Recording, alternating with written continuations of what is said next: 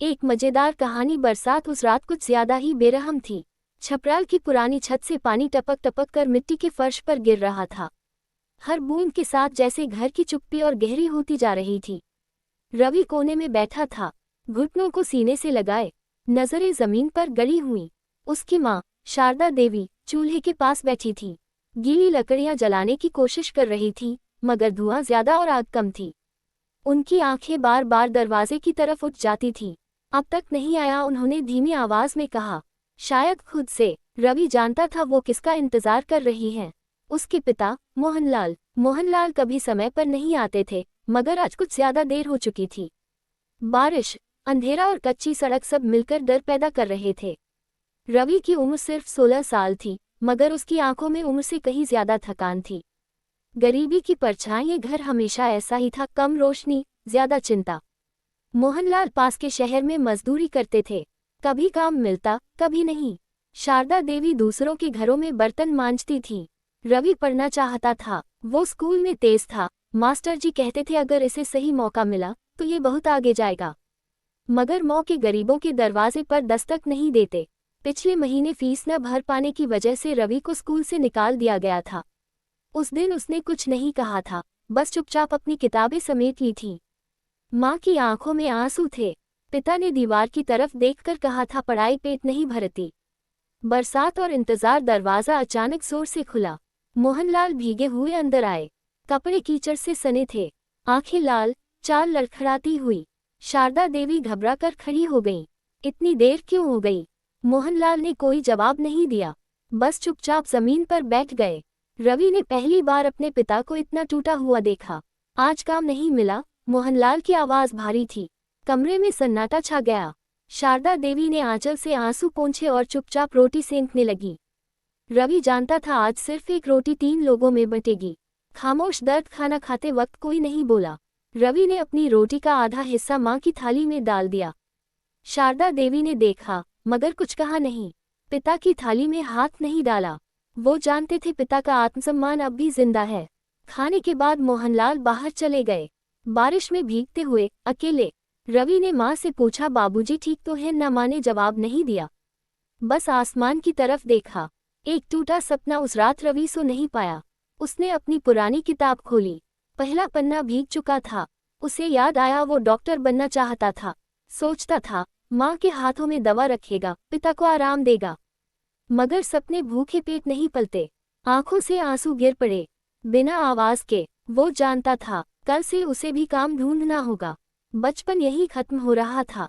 अंधेरी सुबह सुबह बारिश रुक चुकी थी, मगर घर के अंदर अंधेरा और गहरा हो गया था। मोहनलाल अब तक वापस नहीं आए थे। शारदा देवी बार बार दरवाजे की ओर देख रही थी। दिल जोर जोर से धड़क रहा था। रवि को कुछ अच्छा महसूस नहीं हो रहा था। अचानक पड़ोसी दौड़ते हुए आए। मोहनलाल अस्पताल में है। माँ के हाथ से लोटा गिर पड़ा। रवि का दिल जैसे थम गया। अस्पताल की सफेद दीवारें रवि को चुभ रही थीं, जैसे हर दीवार उस पर इल्जाम लगा रही हो। तू कुछ नहीं कर सका। शारदा देवी बेंच पर बैठी थीं, हाथों में पिता की गीली कमीज पकड़े। उनकी उंगलियां कांप रही थीं। डॉक्टर बाहर आए, चेहरे पर गंभीरता थी। मरीज को ज्यादा सदमा लगा है। भूख, थकान और बारिश दिल पर असर पड़ा है। रवि ने शब्दों को समझने की कोशिश की, मगर दिमाग सुन्न था। खतरा तो नहीं? उसने डरते हुए पूछा। डॉक्टर कुछ पल चुप रहे, फिर बोले, अभी कुछ नहीं कह सकते। माँ की आंखों से आंसू बह निकले। रवि ने पहली बार देखा माँ इतनी छोटी लग रही थी। यादों की परछाई। पिता को आईसीयू में ले जाया गया। कांच के बाहर खड़े रवि को अपने बचपन की तस्वीरें याद आने लगी। वो दिन जब पिता उसे कंधे पर बिठाकर मेले ले जाते थे, जब काम से लौटते हुए कभी कभी एक संतरा ले आते थे। देख बेटा, मेहनत से सब मिल जाता है, पिता कहा करते थे। आज वही मेहनत उन्हें यहाँ ले आई थी। पैसों की दीवार न जाए। हाथ में पर्ची थी, दवा और टेस्ट के पैसे जमा करने होंगे। शारदा देवी ने कांपते हाथों से पर्स खोला। अंदर कुछ सिक्के और 2 मुड़े हुए नोट। रवि सब समझ गया। मैं देखता हूँ, वो बोलकर बाहर चला गया। पहली नौकरी। अस्पताल के बाहर एक चाय की दुकान थी। रवि ने दुकान वाले से कहा, काम चाहिए कुछ भी? दुकानदार ने उसे ऊपर से नीचे देखा। पढ़ता नहीं है क्या? रवि ने सिर झुका लिया। नहीं, चल कप धो दे, शाम को चाय पिला दूंगा। रवि ने बिना सोचे हाँ कर दी। हाथ जलते रहे, कप खनकते रहे और आंखों में पिता की तस्वीर घूमती रही। माँ की खामोशी। शाम को रवि माँ के पास लौटा, कुछ चाय और बिस्कुट लेकर। माँ ने उसे देखा, फिर उसकी भीगी हथेलियाँ। काम किया? उन्होंने पूछा। रवि ने सिर हिला दिया। माँ ने कुछ नहीं कहा, बस बेटे को सीने से लगा लिया। उस पर रवि को लगा दर्द सिर्फ पेट का नहीं होता, दिल भी भूखा रहता है। एक कड़वी सच्चाई। रात को डॉक्टर आए। हमें कुछ दवाएं बाहर से मंगानी होंगी, पैसे की व्यवस्था करनी पड़ेगी। रवि ने माँ की तरफ देखा, माँ ने जमीन की ओर। वो समझ गया अब उसे और काम करना होगा।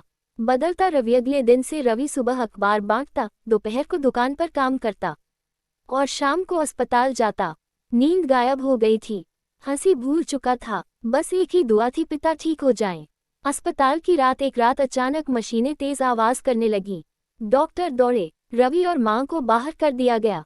दरवाजे के बाहर खड़े हुए दो दिल धड़कना भूल चुके थे।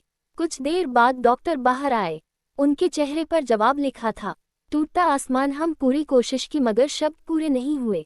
शारदा देवी जमीन पर बैठ गईं। रवि ने उन्हें पकड़ा। पहली बार रवि रोया जोर से।